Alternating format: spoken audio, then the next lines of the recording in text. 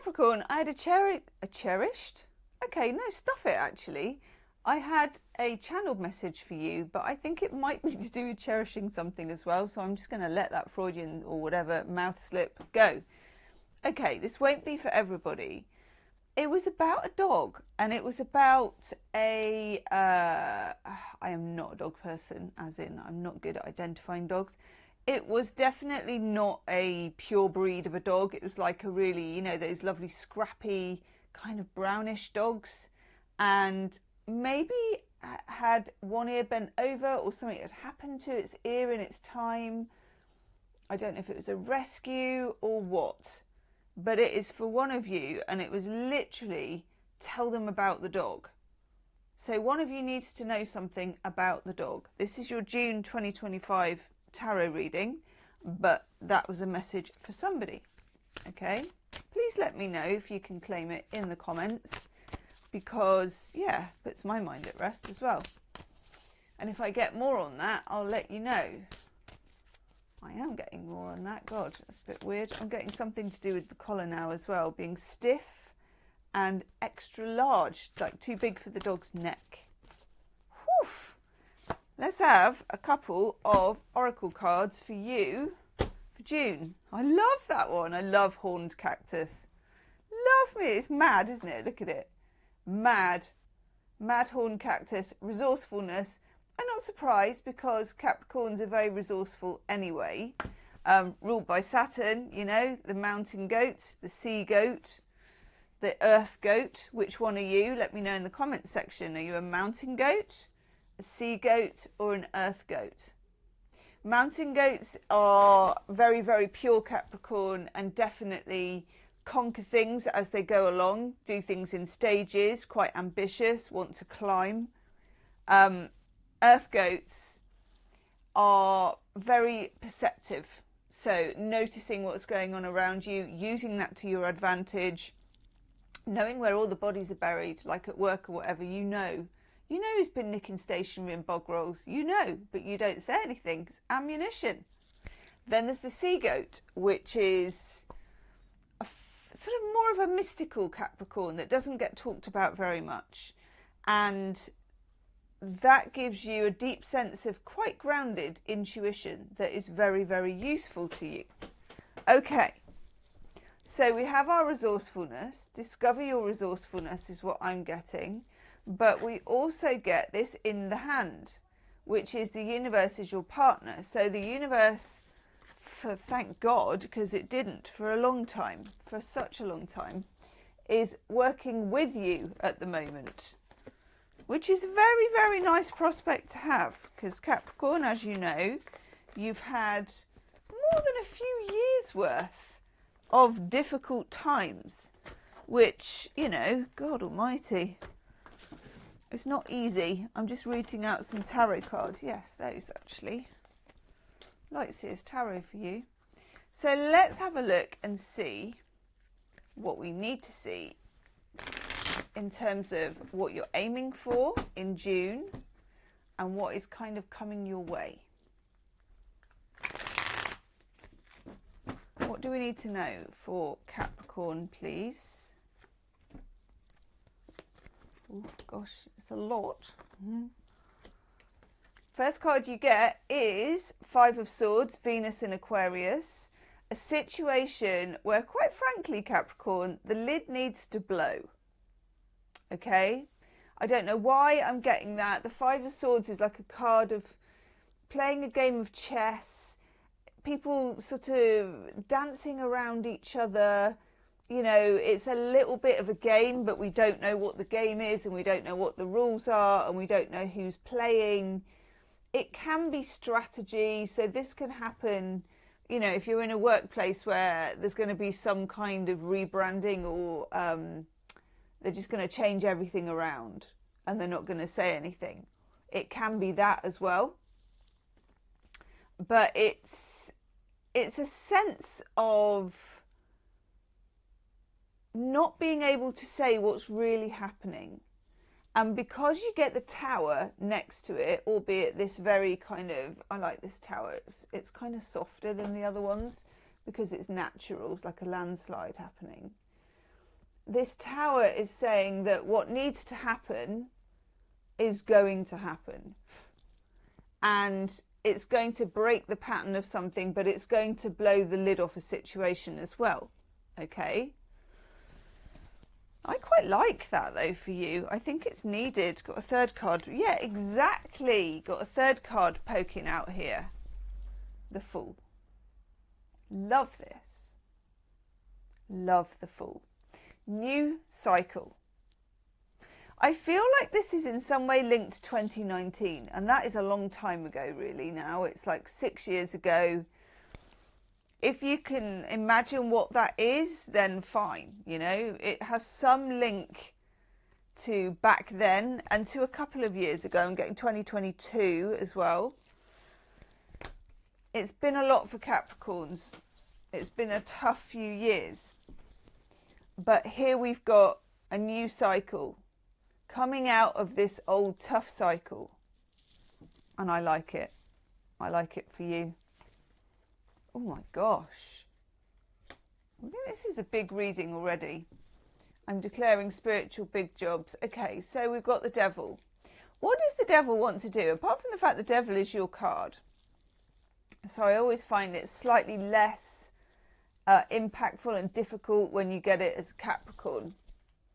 But, you know, it's still in there, and it's still in there with the Tower, and it's kind of sandwiching the Fool. So the Devil wants to take you back to something. It's like the hand of invitation. It can be your comfort zone. So it can be, especially if you have fears or, you know, you have paranoia about something, fears about something. This is, you know, come in, the water's warm, and where have you been? And don't listen to what those people say. You know, whatever they need to say to get you to come back. It's temptation. The Devil is temptation. So the Tower represents you blowing the lid, breaking out of your comfort zone. Okay? And then the Devil represents someone or something, and a force or an urge wanting you to come back in and put the lid back on. I'm just writing that down.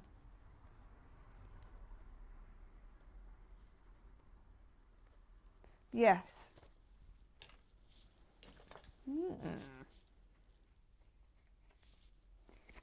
Okay, good. Then we get the Knight of Wands, and I'm rather glad to get the Knight of Wands, actually. The Knight of Wands is fire energy, and there's quite a lot of fire in this reading, not in the sort of traditional sense of fire, but I suppose what we would call kinetic energy. You know, the lightning, which can cause fires if it hits really dry wood and stuff like that. And the Devil, where fire is usually down there somewhere, isn't it? There's something here about confidence.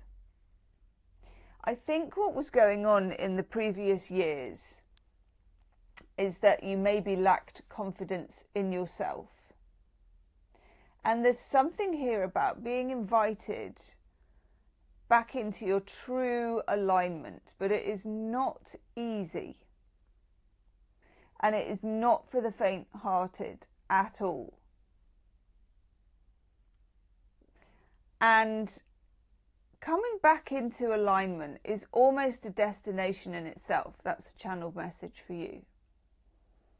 Because you've been away so long.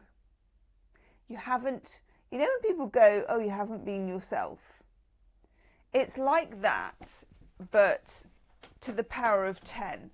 You've been doing fine. You've been out in the world. You've been out in the universe. You know, you've been going to work or getting up and all the things that we do. Okay? But you haven't been in some way in alignment with yourself, in some kind of, you haven't been matching your own truth. And I feel like, especially if you're a sea goat, that you kind of know that. and you've been feeling uneasy about that, but maybe not been able to do anything about it. And what happens with the Tower is that the universe goes, sod this for a game of soldiers.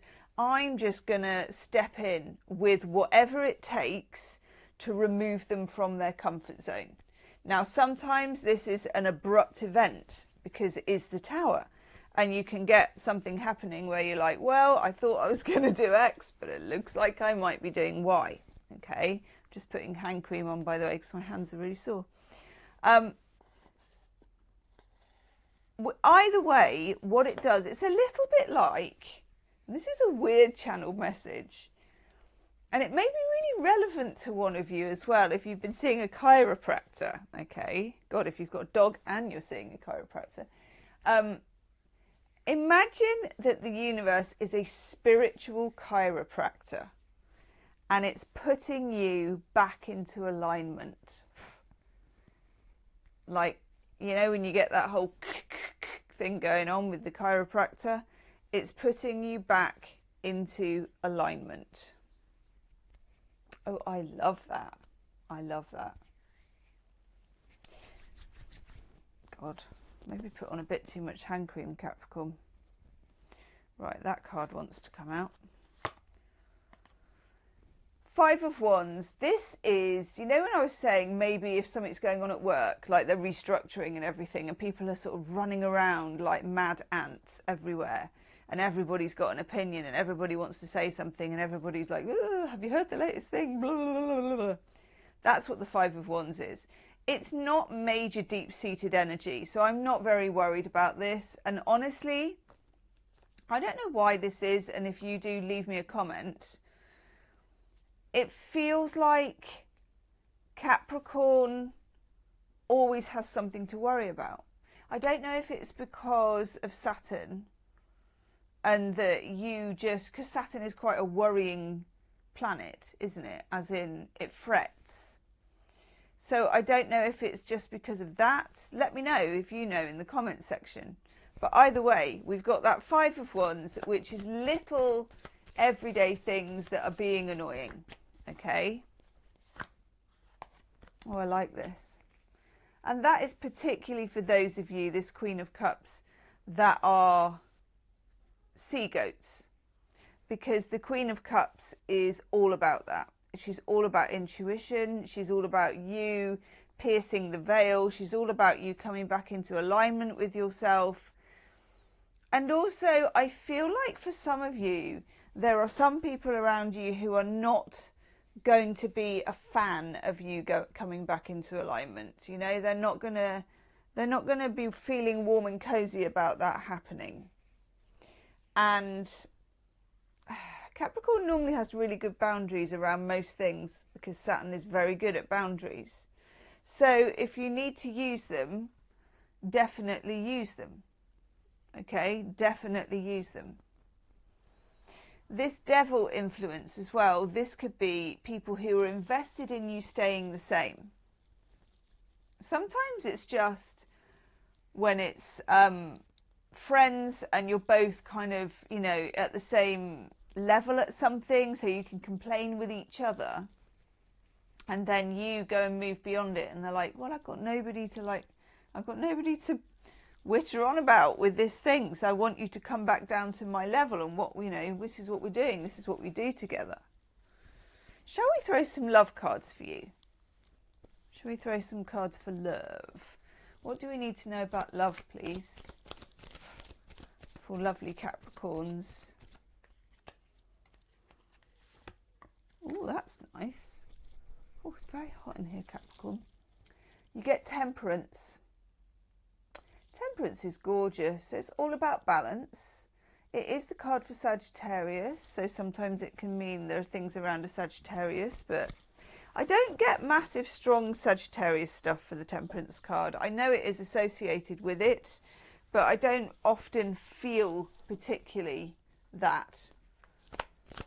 So that's a good opener because that's nice too. Venus in Virgo, the Nine of Pentacles, along with Temperance. There's something here about finding again, you know, I was talking about coming into alignment. There's something about finding your true alignment in relationships. And this could be relationships with your friends. It can definitely be your relationship with yourself, with the universe, with your place in the universe. The Nine of Pentacles is the independent card. Somebody who's in the garden. I made this grow. Look at the celebration of what is going on here. And importantly, you know, there's some pentacles. So there's some money. It's like making your own money. It's feathering your own nest. And I think the universe as well is calling on you to be balanced in that respect. So it's not all independence. You know, it's not I am a rock, I'm an island. It's kind of more of a healthy independence rather than a fear-based independence. Independence by choice rather than independence by fear is what I'm getting. Queen of Swords, she's such an independent character. Nice.